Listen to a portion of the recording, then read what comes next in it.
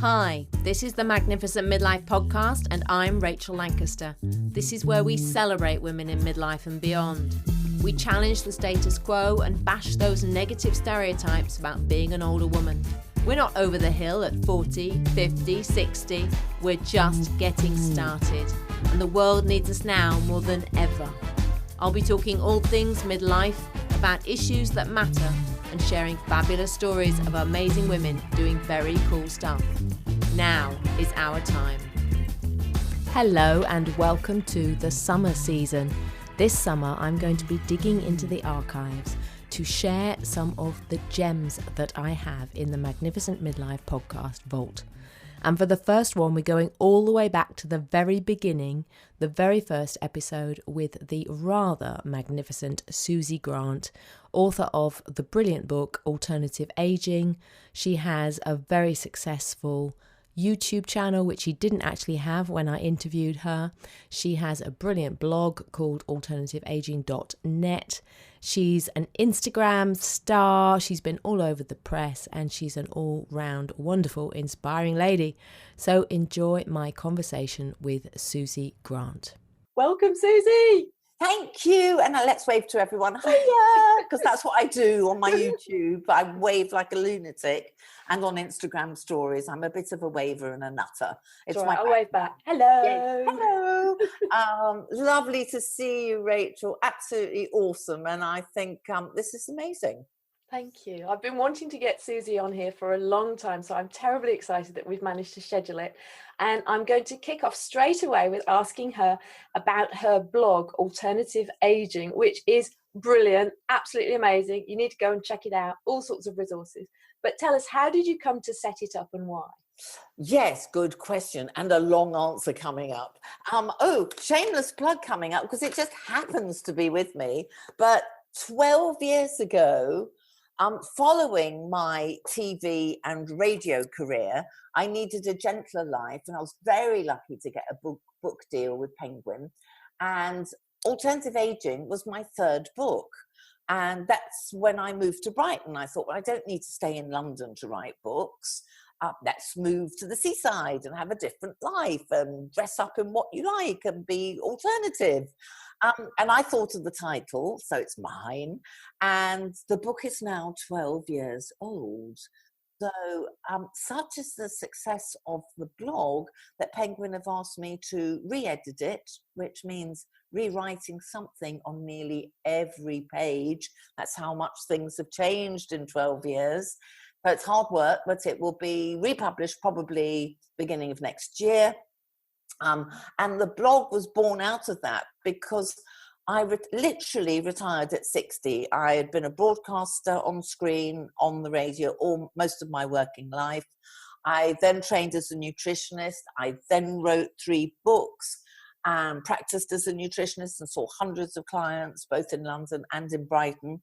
And then was lucky enough to inherit some money, which enabled me to stop work if I wanted to, which I did at 60. I thought, hey, let's retire.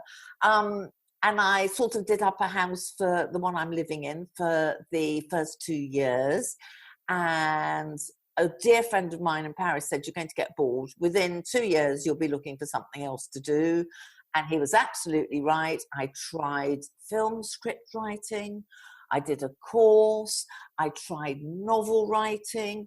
I tried all sorts of things that would encompass my talents that I've had all my life, photography, writing. That's it, and interviewing people. And nothing really thrilled me, Rachel. Nothing made me get out of bed in the morning and go, yay. And both my godchildren, I don't have children, but I do have godchildren, both of them independently, they've never even met each other, said to me, this is so weird, one's 38 now and the other one's 23, and this was literally 4 years ago. Yeah, 3 years ago, 3.5. Said to me, why don't you do a blog? Start this blogging lark. Everybody's doing blogs. And I looked at Zoella and thought, ooh, she's in Brighton. I could be the Zoella of pensioners.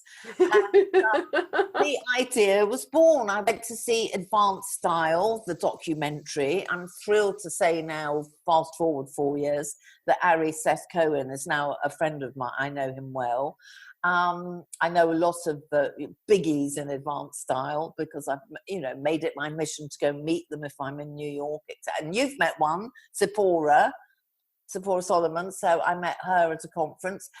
So I was completely inspired by the Advanced Style movie and thought, I can do this. I would love to do this.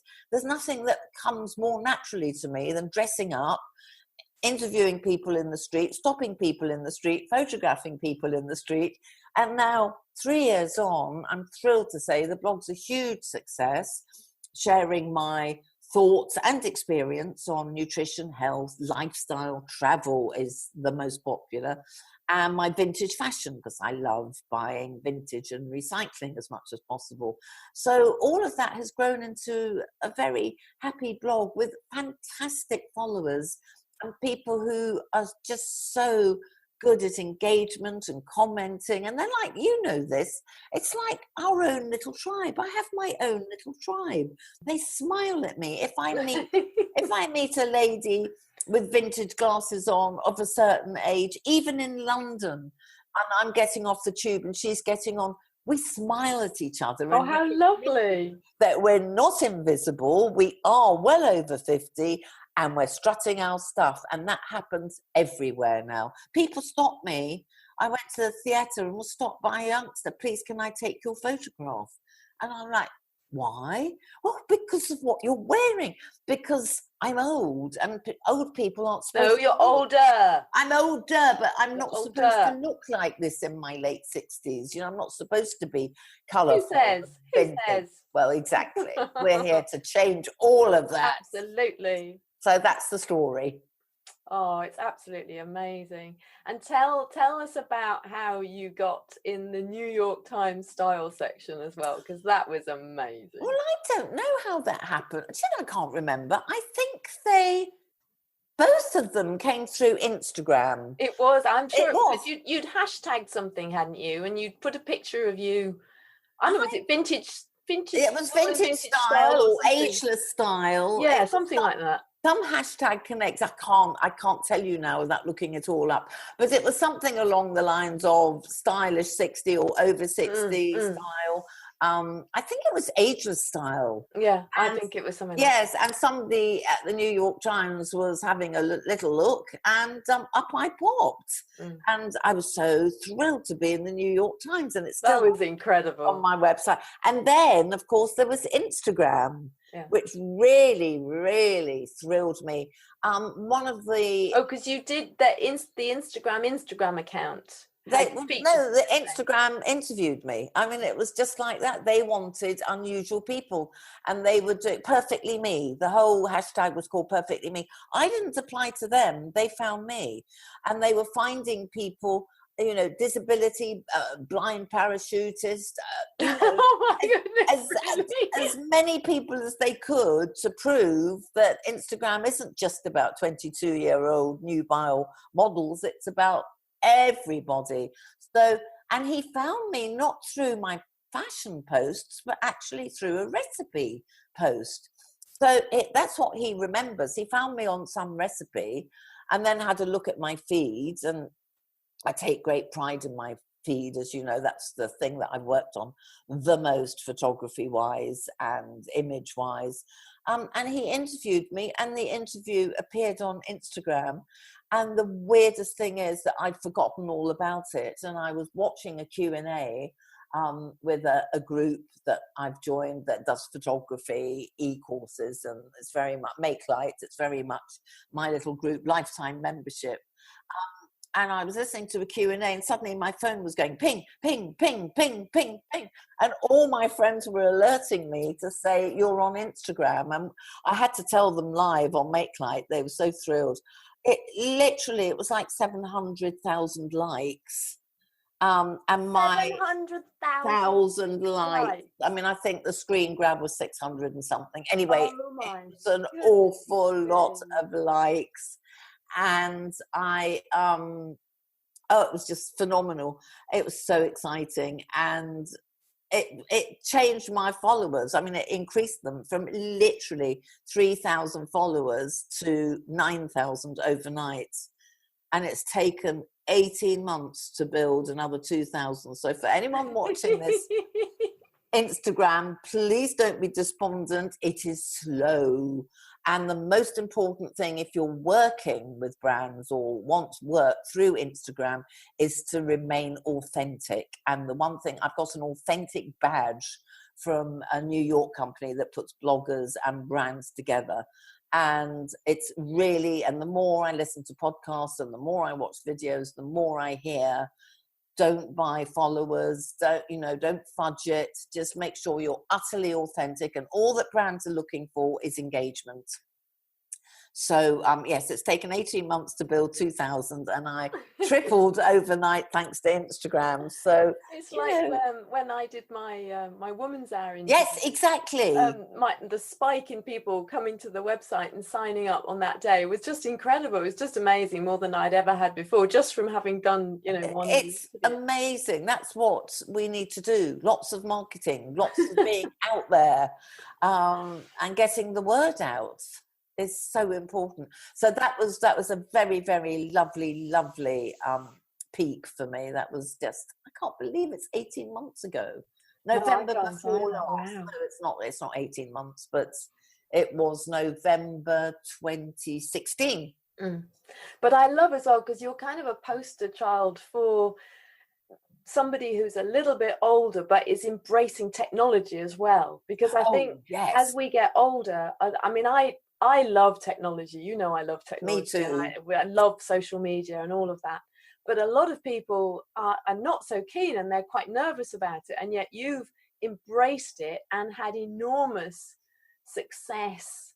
Not necessarily that it's brought in, lots of money, but it has built your presence, hasn't it? Yes. You have changed lives by doing them. Including my own life. Yeah. It's changed my life. I swear to God, Rachel, before I started blogging, and I had to learn an awful lot, but before I started blogging, I was forgetting words, as most people in their early mid-60s are. I'd be in the middle of a conversation and say, oh, what was that film I went to see? I do that all the time. Exactly. but I really, I have a very careful diet, but I really do believe, and I've written about it in my book, that if you want your brain to stay young and active, you have to exercise it like any other muscle in your body. And whether it's a new language or learning to knit or breeding dogs, who cares what it is, as long as you're learning something. And for blogging 3 years ago, I had to learn an awful lot. I had to learn both. Exactly. I had to learn. I mean, to be fair, I had grown up with technology. When I worked in TVAM in television, that was in the early 80s. There were no mobile phones, and there was no such thing as emails. I don't think there was much on the internet. But because we were in television, we had our own internal email system. So I have been used to computers all my life. And I was taught to touch type by the BBC in my youth. So typing fast and getting across something technical was fairly easy for me, as long as I'm shown. I can't be told or written that I can't follow. You have to do it, don't you? I have to do it. Yes, you're the same. Visual people. So I have to sit. I've got a wonderful girl who helps me and helps do the pretty stuff. We call it the pretty stuff.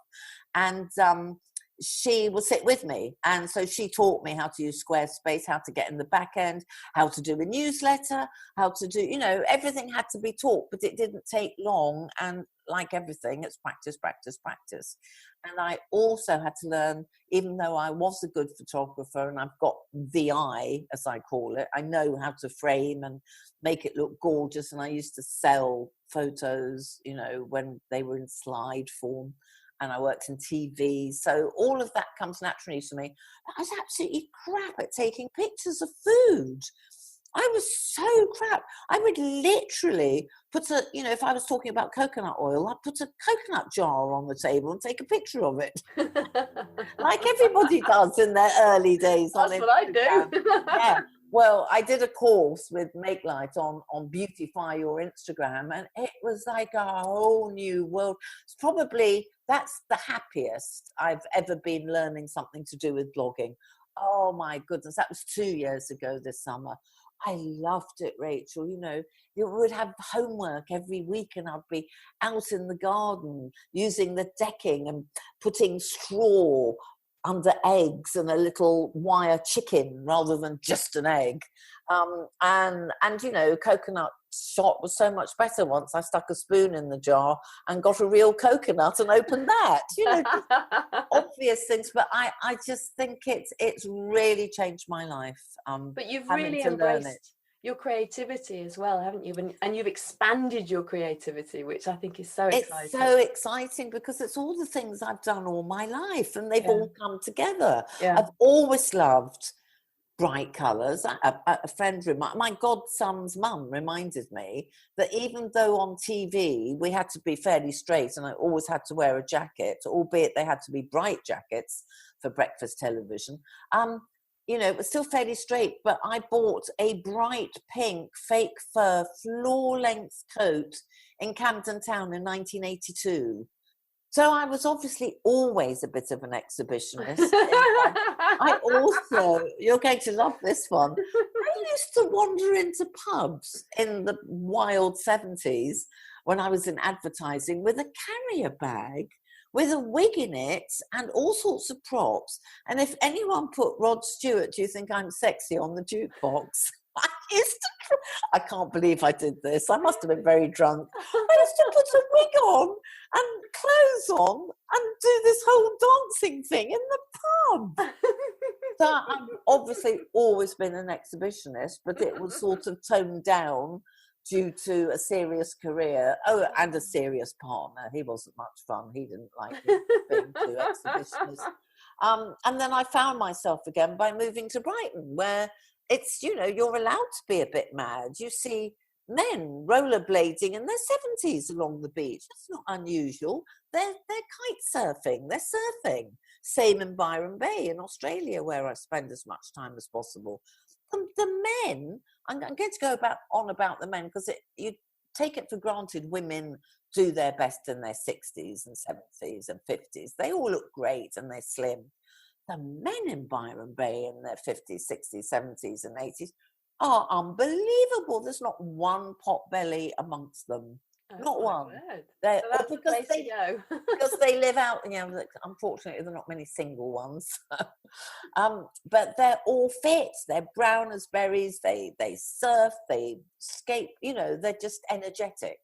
So our climate isn't very helpful for being fit and brown and lovely, but you are allowed to be very, very free in Brighton with your clothes and your hair dyed. Look at me, got purple tint in it now. I'm now totally grey, but I still keep adding a bit of colour when I'm in the mood. Wonderful, it's lovely.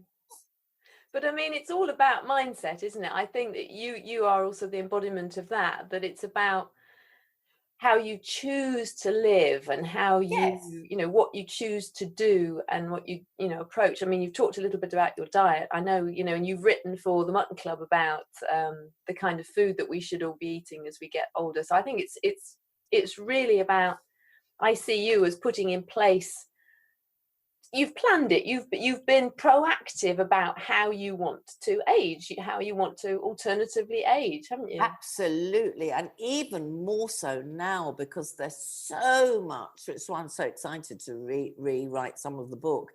There is so much new evidence now. It's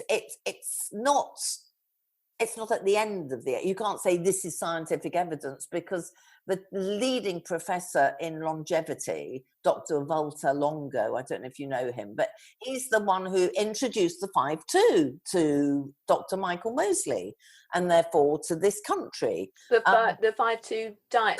Yes. Okay, yeah. Dr. Walter Longo, he's the leading researcher in the States. Now he's gone one step further and said that we need to do intermittent fasting, depending on our health and our age, for 5 days, a couple of times a year, or every month for some people. And his research is now 30 years old.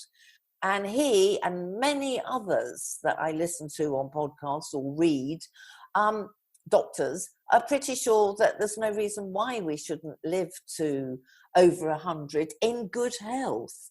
So it's changing. Now, the full evidence isn't there because it hasn't been going, we need 150 years worth of evidence. But there is no question that there are a huge amount of experts out there, and I'm jumping on the coattails to help spread the message, that really are showing that it helps against disease. We used to do it, in our natural state. We would have days when we couldn't eat because we were hunting and couldn't find anything. The first thing I was taught when I trained in nutrition in 1999, the first lesson was you need to fast once a week. It's been, it's a religious thing. We've known about this for ages. I mean, we knew about fasting rats are slimmer and live longer 60 years ago. So I'm finding the fact that I'm now a blogger and a broadcaster and author even more exciting because all this new research is coming out, which I can share with people. Plus, if I buy a new outfit that costs next to nothing, I get to share that too. But it's funny, when I was growing up, and even now, my mum, bless her, she'll be concerned if I miss a meal. Whereas actually, there's nothing wrong with missing a meal. You know why, though, don't you? Because my mum was the same. It was the rationing. War. It was the war. Yes, They didn't have enough to eat. And actually, our nation were never healthier. We were so healthy then because we didn't have enough to eat. Proof in point. I'm not going to say it because it sounds politically incorrect, but people who, through no fault of their own, have been forced into starvation, how come they live to 100 often, having had the most awful childhood or youth?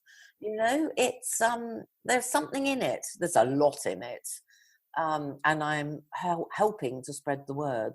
But there's so much. I was just listening to a podcast today. There's a TV doctor. I can't remember his name. Now that's not an age thing. It's a really difficult name. It's an Indian name. But he's on TV all the time, and he's a proper practicing doctor who knows that he has to prescribe drugs if the situation arises. But he's saying constantly on TV and everywhere he can that lifestyle has something like 40% effect on diseases like cancer. He reversed a woman's diabetes on TV in just a couple of weeks. She's 2 years later, she still doesn't need any medication. So his argument is, the national health is in real trouble, and our acute problems really do need drugs, but our chronic diseases can be helped hugely with a change in lifestyle and diet. And that I share that view, that we have this over dependence on medication. Yes. And that's my approach to menopause as well. And yes, regular watchers will know all of that. But HRT works for a lot of women. I went on HRT because of my early menopause, but I'm off it now. I'm at sort of normal menopause age now, and I'm off it and I'm fine. But I take your advice in terms of, what I need to add to my diet, and what my lifestyle needs to look like. And I'm careful in that respect. And I think that helps. And I would like to, it's one of the things I said on Woman's Hour, I'd like to see more research into that, into the lifestyle factors that exactly. Well, this doctor is women's issues particularly. Yeah, no, he's doing it, and he's spreading the word. He wants us to be less reliant on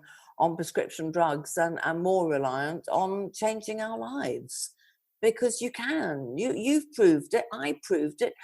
Thousands of women have proved it. You can sail through the menopause if you look out for certain things. You can beat diabetes. You can avoid some cancers. You can do an awful lot to help yourself and save the National Health Service masses of money. And he's now launched a way of training other GPs to actually don't just say as somebody's going out the door, oh, and by the way, you need to lose weight. Address all that first. These are the lifestyle changes you need to make, and maybe you won't need to be on insulin. Are you happy to try? And everyone always says yes.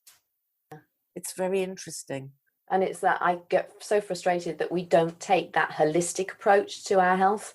It's the way that our doctors are trained. It's very, very sad. And that's what doctors like this one are trying to change, and all these researchers out there. It will change, but it probably won't change enough in my lifestyle. What's really weird is that everything that I learned in 1999 and it was holistic nutrition, very much natural nutrition, very much considered completely wacky and off the wall in those days, it's now common knowledge in the main media. You know, like fats are good for you, we shouldn't have a low-fat diet, and all these things I was banging on about all those years ago. And now you've always been ahead of the curve, haven't you? Thank you. I hope so. Thanks for listening to this episode of the Magnificent Midlife Podcast. If you enjoyed it, please subscribe, follow, and share it. Also, giving a 5-star review really helps get the word out. You'll find the show notes at magnificentmidlife.com. That's also where you can get my book, Magnificent Midlife, Transform Your Middle Years, Menopause and Beyond. Make the very best of your next chapter. Help me change the world, one magnificent midlife woman at a time.